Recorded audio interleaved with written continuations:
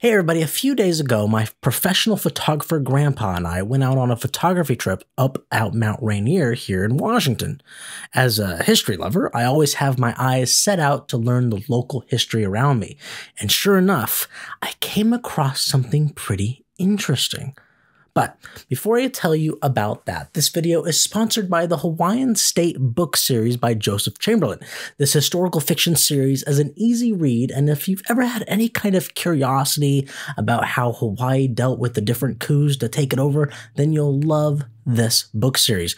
Order on Amazon. The link is in the description. And when you're done reading, please write a review and mention that you heard about these books from me, Ricky. Link is in the description, like I said.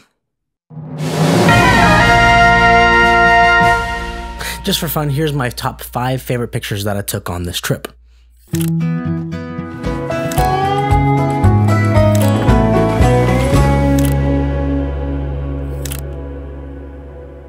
And if you didn't know, Mount Rainier is a volcano just like Mount St. Helens. Check this out. Okay. So what cool thing did I come across? This little old cabin. Nothing all too special about it, but dig deeper and we find it actually has an interesting story. Not exactly the cabin itself. It's just an old cabin from the mid-1880s. But the story behind the family that owned this cabin. You see, that cabin was built by the Longmire family. In 1853, Big Daddy Longmire led a wagon train on the Natchez Trail across the Cascades and then settled on the Yelm Prairie, which is essentially Olympia, Washington. I'm sure I'll get some hate for saying that, but that's the general area, okay? Well, one day, Big Daddy Longmire hiked up Mount Rainier and noticed some hot springs. He was friendly with the Indians, and they told him they were healing waters. So, around 1883, he claimed a good portion of that land and built the Longmire Hotel and Health Spa, also known simply as Longmire Springs. This hotel was not fancy in any way, shape, or form. It started out with 5 rooms and slowly grew to 12. But really, in today's terms, we would just consider it a place like a glamping campground, all right?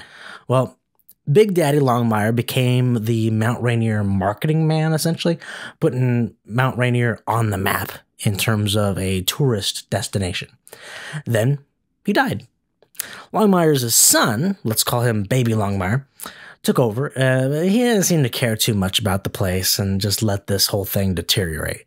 In 1899, Mount Rainier became a national park, which was still a new idea for America. Then a few years later, a new hotel came in with 60 rooms competing with the Longmire Hotel. The Longmires seemed to completely give up at that point, and they decided to change into a homestead. They claimed some more land, built some more shacks around, and then they got themselves some livestock. Now, the National Park Service said no to that, denied their homestead application, and even burned down one of their shacks that was built on the newly claimed land to show that times have changed. And after a while, the Longmire family fixed up the property a bit and leased it to new ownership. In 1916, the Rainier National Park Company showed up and wanted to build a new hotel called the Paradise Inn, which still stands today.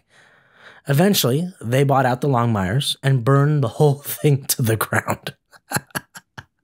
Well, not the whole thing. That cabin was allowed to stay for whatever reason and is now designated as a National Historic Landmark.